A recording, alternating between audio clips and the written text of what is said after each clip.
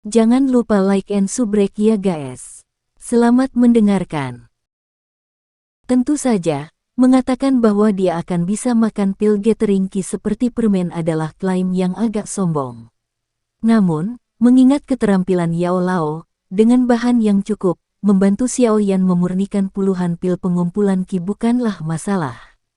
Namun, bahkan dengan semua klaim sombong Yao Lao, Xiao Yao tidak punya waktu untuk merasakan kegembiraan. Dengan setiap materi yang dibutuhkan yang diucapkan oleh Yao Lao, Xiao Yan tidak bisa menahan perasaan hatinya semakin rendah. Besok, persiapkan untukku 4 bunga teratai daun bertinta berusia 50 tahun, 2 buah racun ular yang dimatangkan, 1 bundel rumput pengumpul roh berusia 20 tahun dan batu ajaib atribut air peringkat 2.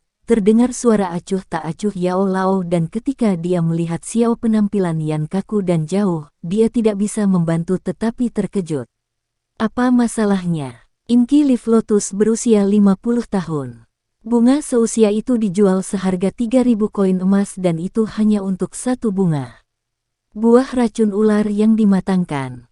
Itu dianggap sebagai salah satu bahan alkimia kelas bawah, bahkan apotek tidak membawanya. Itu harus melalui keberuntungan jika seseorang pernah mendapatkannya dan setidaknya 8.000 koin emas diperlukan untuk membeli hanya 1. Dan Spirit Gather Grace yang berusia 20 tahun. Ya Tuhan, saya hanya mendengar item ini muncul di lelang hanya sekali dan harga awalnya adalah 10.500 emas. Bahkan batu ajaib atribut air peringkat 2, yang termurah dari semua bahan, akan membutuhkan setidaknya 2.000 keping emas. Xiao Yan menyeka alisnya yang berkeringat dan dengan menyakitkan mengerang, bahan-bahan ini saja akan menghabiskan biaya sekitar 50.000. Di mana di dunia ini saya bisa mendapatkan uang sebanyak itu? Petik 2. Mendengar Xiao Yan merengek, Yao Lao hanya memutar matanya dan mengangkat bahunya sambil mengejek, mendapatkan bahan-bahan itu adalah masalahmu. Itu tidak ada hubungannya dengan saya hanya akan bertanggung jawab untuk memurnikan bahan-bahannya.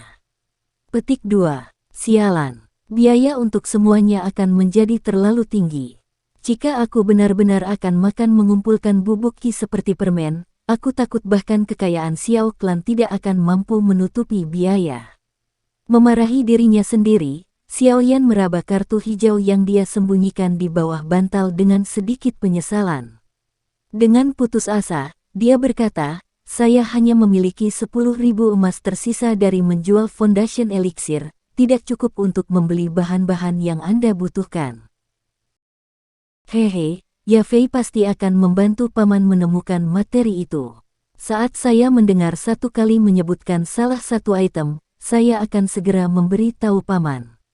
Tapi, di mana paman tinggal? Aku bertanya-tanya. Bagaimana kita akan tetap berhubungan? Saat Ya Fei bertanya, dia melirik Guni dan melihat keterkejutan terukir di wajahnya. Melihat itu hatinya melakukan lompatan keras tapi dia tidak menunjukkan keterkejutan di wajahnya. Tidak perlu mencoba menghubungi saya. Jika salah satu bahan muncul, kurangi biaya dari Foundation Elixir. Saya akan berkunjung lagi. Di bawah jubah hitam, suara keriput terdengar. Saya juga punya urusan lain yang tidak bisa ditunda. Saya akan kembali dalam 2 hari. Dengan mengatakan itu, pria berjubah itu berdiri dan berjalan keluar dari rumah lelang. Melihat dia menghilang saat dia berbalik di tikungan, mata Ya Fei menyipit. Apakah ada yang salah dengan bahan yang dia minta? Guni susu. Guni menggelengkan kepalanya dan menghembuskan napas sebelum tertawa getir. Jika aku ingat dengan benar, ini adalah bahan untuk menghaluskan dan membuat Qi Gathering Powder. Wajah Ya Fei berubah segera setelah mendengar itu. Bukankah seseorang harus menjadi alkemis peringkat 4 sebelum mencoba membuat bubuk pengumpul Qi? Mengangguk, Guni melanjutkan, tampaknya memang begitu. Namun, di dalam kekaisaran Jiama, tidak ada lebih dari 20 alkemis peringkat 4. Bagaimana mungkin kita belum pernah mendengar tentang orang berjubah misterius ini sebelumnya? Petik 2. Ya Fei dengan lembut menggelengkan kepalanya, matanya penuh dengan rasa ingin tahu saat dia berbicara. seorang alkemis peringkat 4, jika aku mendapat kesempatan, aku pasti akan membuatnya berhutang budi padaku. Melihat kemampuan rumah lelang primer untuk menyebarkan informasi, seseorang tidak bisa tidak mengakui bahwa itu sangat efektif. Sudah hampir sehari sejak Xiao Yan menyerahkan Foundation Elixa ke rumah lelang, namun hampir setiap klan berpengaruh di kota Wultan sudah mendengar berita yang menyebabkan gangguan besar. Satu-satunya hal yang berbeda antara lelang ini dan yang terakhir adalah bintang pertunjukannya. Lelang sebelumnya memamerkan teknik Xuan Do tingkat tinggi, sebuah karya yang akan mendapatkan harga setinggi langit setiap hari, karena itu hanya kekuatan besar yang memiliki kualifikasi untuk menawar. Mereka yang berpangkat lebih rendah hanya bisa menonton dalam kerinduan. Tetapi bagi banyak orang, Foundation Elixir adalah tujuan yang lebih realistis. Untuk membantu anak-anak mereka menjadi doze secepat mungkin, banyak penatua dari berbagai klan bersedia menghabiskan sedikit uang untuk barang-barang yang menguntungkan seperti Foundation Elixa. Berita dari Foundation Elixa telah menyebar cukup banyak untuk membuat kota Wultan menjadi ramai dengan kegembiraan, bahkan Xiao Yan, yang sangat terpencil di dalam klannya, mengetahui berita tersebut. Melihat keributan karena hanya 7 botol Foundation Elixir yang tidak murni yang disebabkan, meskipun terkejut, Xiao Yan bersyukur karena dapat mengkonfirmasi pesona unik yang dimiliki pil di benua ini. Pada hari kedua, Xiao Clan juga menerima undangan dari Premier Auction House. Kemungkinan besar karena Xiao Zhan sebelumnya telah membeli Foundation Elixir. Beberapa tetua klan tertarik dengan penampilan Foundation Elixa, terutama mereka yang masih memiliki anak yang belum mencapai level dozes. Xiao Yan awalnya berencana untuk menyelinap keluar di sore hari, tetapi sebelum rencananya membuahkan hasil, dia dihentikan oleh seorang utusan dari Xiao Zhan. Xiao Yan tidak punya pilihan selain mengikuti di belakang pembawa pesan dan berjalan menuju pintu masuk klan. Di pintu masuk, Xiao Yan tidak hanya menemukan Xiao Zhan, tetapi juga beberapa tetua yang berkumpul di sana, semuanya sibuk dengan kegembiraan. Mengangkat kepalanya untuk menemukan Xiao Yan yang mendekat dengan santai, Xiao Zhan yang menyeringai mendesak Xiao Yan untuk maju dengan gerakan tangannya. Xiao Yan menghela nafas, melihat ayahnya memanggilnya. Saat dia berjalan ke depan, pandangannya tertuju pada dua sosok di sebelah Xiao Zhan dan alisnya berkerut saat melihatnya. Dilly-dallying, seperti wanita, Xiao Yu mengejek Xiao Yan yang cemberut. Dia telah dibuat untuk menunggu sepanjang hari untuk sang putri, untuk ini dia sedikit marah. Apakah Anda benar-benar terburu-buru ke pemakaman Anda? Xiao Yan membantah secara lugas. Xiao Yu menggertakkan giginya karena marah, hampir mematahkan gigi. PVTTT. Di antara kerumunan, tawa mengejek seorang gadis muda terdengar seperti lonceng perak. Memiringkan kepalanya, Xiao Yan melihat Sun Er berdiri di tengah kerumunan. Mengangkat bahu ke arahnya, dia tersenyum kembali. Apakah kamu akan pergi ke rumah lelang juga? Tinggal di dalam klan benar-benar membosankan. Aku mungkin juga pergi melihat-lihat kapan saja aku bisa. Sun Er menerobos kerumunan untuk berdiri di sisi Xiao Yan. Tawa indahnya bergema di belakangnya saat dia berjalan. Apa yang ada untukmu, kecuali... Yah, paling-paling hanya beberapa Foundation Elixir. Tidak ada yang berguna bagi Anda yang akan berada di sana. Xiao Yan bertanya dengan senyum menyenangkan di wajahnya. Huff, kau masih berani bicara balik. Jika bukan karena Foundation Elixa itu, Anda tidak akan berada di tempat yang mendekati level saya. Balas Xiao Ning dengan pahit, kakinya masih sedikit goyah karena dia baru saja pulih sepenuhnya. Dia baru saja sembuh dari pertarungannya dengan Xiao Yan 2 bulan yang lalu, tapi sekarang, saat dia melihat kedua orang yang diejek berdiri begitu dekat satu sama lain, pipinya memerah karena cemburu. Seolah-olah dia melupakan pelajaran yang diajarkan Xiao Yan, setelah semua rasa sakit itu. Kamu masih gatal untuk berkelahi. Mengangkat kepalanya untuk melihatnya, ekspresi Xiao Yan sangat tidak jelas. Tidak ada yang tahu apakah dia tersenyum atau tidak. Kemarahan Xiao Ning tumbuh seiring dengan kepalan tinjunya, tapi perlahan, tinjunya mengendur dan kembali ke keadaan semula. Sambil menyeringai, dia melanjutkan dengan, "Jangan terlalu bangga pada dirimu sendiri, meski kamu berhasil melukaiku saat itu, aku tetap harus berterima kasih atas pengalaman itu. Jika bukan karena periode penyembuhan ini, saya bahkan tidak akan bisa mendekati 9 Duan Doki. Dalam waktu paling lama 7 hari, saya akan dapat menembus ke 9 Duan.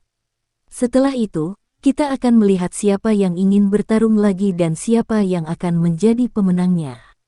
Petik 2. Mendengar Xiao Ning, beberapa anggota klan yang lebih tua tidak bisa membantu tetapi terlihat heran dengan klaimnya. Bahkan tetua pertama di dekatnya tidak bisa menyembunyikan ekspresi bangga yang menyenangkan dari wajahnya. Sungguh, cucunya ini tidak pernah berhenti membuatnya takjub. Alis Xiao Zhan berkerut karena kesal saat dia melihat sesepuh pertama. Ketika dia hendak melambaikan tangannya untuk memberi isyarat agar semua orang bersiap untuk pergi, dia berhenti ketika dia melihat ekspresi Xiao Yan yang tersenyum ke arah Xiao Ning dan sejenak tertegun dengan kata-kata yang akan dia katakan mati di mulutnya.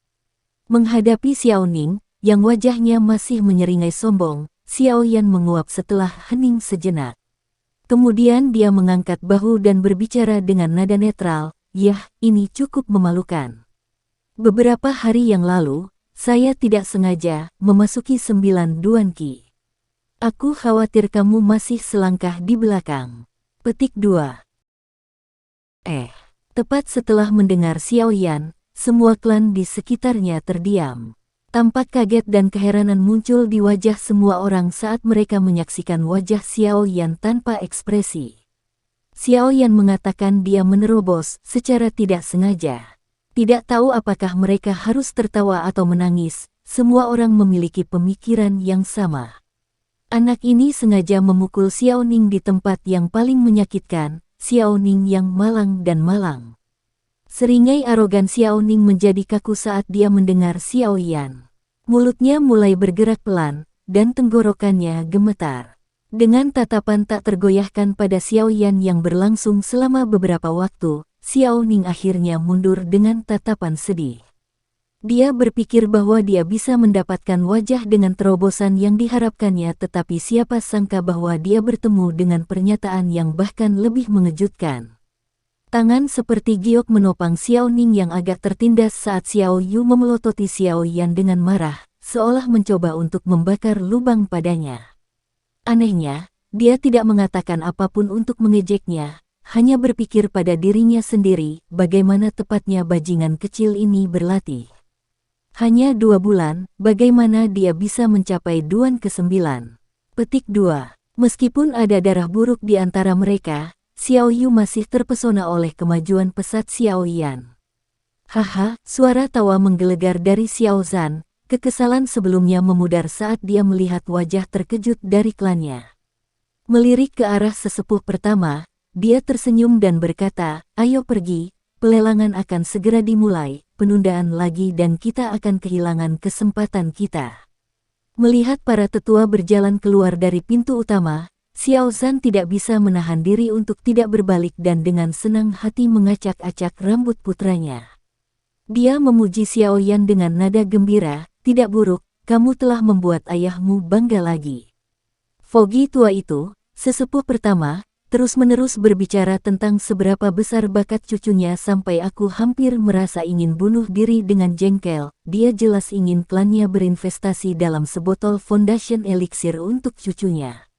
Berbelit-belit seperti itu, betapa menyebalkannya sket tua yang sangat menyebalkan. Dengan rambut acak-acakan, Xiao Yan memaksakan senyum.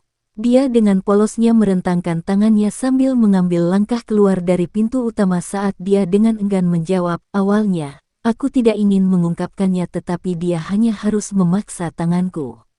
Di kejauhan dari pintu, mendengar kata-kata Xiao Yan, mulut Xiao Ning bergerak-gerak saat hatinya menjadi berat karena kesuraman dan depresi. Sekian dulu ya guys. Terima kasih sudah mendengarkan, bye-bye.